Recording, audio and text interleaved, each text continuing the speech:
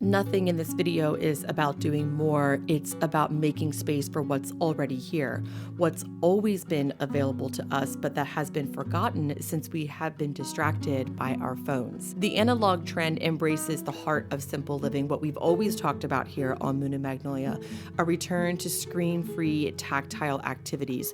But creating an analog home isn't just about disconnecting, it's about reconnecting. One of the best things I have done in recent months for myself, my family, and my home is to limit my screen time. So on my phone, if you have an iPhone, you can search for screen time, and there you can set a time limit for all of your apps. And I set a 30-minute total time limit for all social media on my phone. I've set a strict rule in place for myself that when I hit that 30-minute time limit each day, rather than bypassing it, I have to either clean something, make something, whether that's dinner, bread, or a craft, or play a game that is not on my phone, an analog, tactile game. Analog activities are parallel with a back to basics approach. And for me, one of my favorite simple activities is baking bread. Long before I had a YouTube channel and a blog, baking bread was a hobby simply because it gave me great joy. Here I am making a classic no-knead sourdough bread, and I am using part all-purpose and part store-bought whole wheat. I know I do a lot of fresh milled flour baking in my videos these days, and it is one of my favorite ways to bake, but this particular recipe was one of the first sourdough recipes that I really worked on perfecting, and it feels like a homecoming to me. And whenever I make this particular recipe and work with this particular dough, I just have a little bit of nostalgia in the best of ways. And while I don't think we should live in a place of nostalgia and always long for something that once was, I do think that dialing in these analog activities that we used to do before we got stuck doom scrolling on our phones, before we got stuck working with technology all the time, before we let go of our favorite hands-on activities, getting back to those things can really help us find a sense of presence in the home. And one of the best things I think about baking and other analog activities is that it has a clear beginning and end. Unlike mindless and endless doom scrolling, with baking, you start with the raw ingredients and you end with the finished product that you get to enjoy. You're not missing out on anything. It's a particular block of time that you're doing something, and it always ends with a reward. One of my goals for 2026 is to spend more meaningful time with other people. And one way that I have been doing this is I have been meeting with a group of really wonderful women once, sometimes even twice a week to play Mahjong. And while we often meet out at a bar or a restaurant, a game night is a great way to bring analog living back into your lifestyle. South, 2 crack. 4 bam. Games require face-to-face interaction. They have a tactile nature. There are built-in moments of pause and strategy and thinking. And unlike social media, a game gives us sustained focus on a single long-term activity. Bambered. Oh, cheers. Oh, wait. Playing Mahjong with friends has really inspired me to bring more activities into the home. So at home, my family and I have been trying to play more games with each other. Board games can get a little pricey at the store. One of the best places you can get them is the thrift shop. So hit up your local thrift shops and see what you can find. I got that Go Fish for 75 cents. We've had hours of fun with that.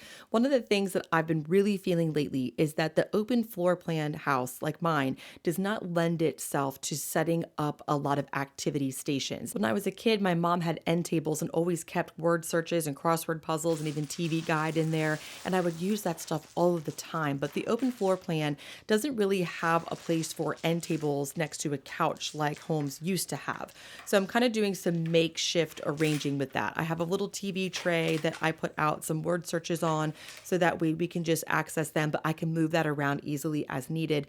And then I'm also setting up my Mahjong set on my dining room table. It's just 3 of us, so if I set my Mahjong set up on one side, we can eat dinner on the other side or eat at the kitchen island. But the important part here is if you want to have family game nights and if you want to have analog activities in your home, they really need to be visible and accessible. My husband also knows how to play Mahjong, and it's actually a great 2-player game. So by keeping my Mahjong stuff set up on the table, as soon as my daughter goes to bed, we can fit in a couple games of Mahjong. Some of the family games we really enjoy right now are Go Fish, and we always have Go Fish with hot chocolate chocolates. It's just a thing I did once on a cold night, and now it's just a thing that happens every time we play Go Fish. Go Fish, we really like to play Bunko with my daughter. She's almost 5 years old, so it's a really great game for little kids. All you need are a couple of dice, and then you also need to just get a scorecard, which you can print for free online. And we also like a game called, I think it's Left, Center, Right, and it's just a simple dice game, and you usually play for chips, but we often play for Hershey Kisses. But what's really important here isn't so much what games you're playing or how you organize them in your home, but that you're fostering a sense of connectedness. As I said in the beginning of the video, analog activities aren't just about disconnecting, they're reconnecting. These are activities that can bring our families back together after being stuck on screens day in and day out. And it doesn't have to be just games. It can be cooking together, or in this case, baking together, teaching someone else how to bake. Why do you have to get it wet? It stops it from sticking to your hands. What's been really interesting since putting limitations on my social media apps is that my perception of what's on social media has changed. I think I've become very desensitized to the negative nature of social media and the internet. Of course, not everything on the internet or social media is bad, but a lot of it is really negative. And it's sort of like driving down the same road every single day. You just do it so much that often you don't see what's off to the sides because you're just used to seeing it. But if you leave that road for a while and you come back, suddenly you see things with fresh eyes. And for me, taking time away from social media has really shown me how much space there is for other parts of life. I've been saying for years, I just don't have time for this. I just don't have time for that. And yes, life is busy and I often don't have time to do some things. But then when I set limitations on my social media apps and I had to find something else to do, suddenly I realized I have a lot of time for things I thought I didn't have time for before. Things like taking a walk outside with my family, or going bowling, or playing a game, or doing anything other than staring at a phone. But with that said, I do think there is a time and a place in our lives for technology, and that technology can even lend itself toward more analog activities. It really just depends on what the technology is and how we engage with it. A good example of technology that can lend itself toward analog activities is a Kindle, for instance. Now, I also love regular books too, but my husband and daughter got me a Kindle last year for Mother's Day, and I really haven't looked back. I love this thing. But what I think is important about this example is that this Kindle in particular doesn't do anything than act as an e-reader. There are no notifications. There is no social media. There's no browsing. It's only made for reading, so it offers that single point of focus. In the evenings, I've been putting my phone away and just reading. Right now, I'm currently reading Wuthering Heights, which is actually part of my Mahjong group too. We are playing Mahjong and reading the same book each month. And I just finished reading His and Hers, which was pretty good. I don't know if I'd totally recommend it, but if you're into thrillers, it might be a good one for you. In the same vein, having a good set of headphones can lend itself toward an analog lifestyle at home too. I understand they are also part of technology, but being able to listen to audiobooks has really been a game changer for me when it comes to doing things around the house. Because if the goal here is to not be online, and if I set the rule for myself that if I've already hit my time limit, I need to clean something, listening to an audiobook makes that much more palatable. And by being able to listen to audiobooks, I'm really consuming more stories. And my friends and I, we have been listening to a lot of the same audiobooks, so it lends itself toward a lot more conversation and reconnection with friends. But one of the best ways to get audiobooks is through the free Libby app, Libby. It's through most libraries. So if your library subscribes to Libby, you just need a library card and you can sign up, and then you have access to millions of audiobooks.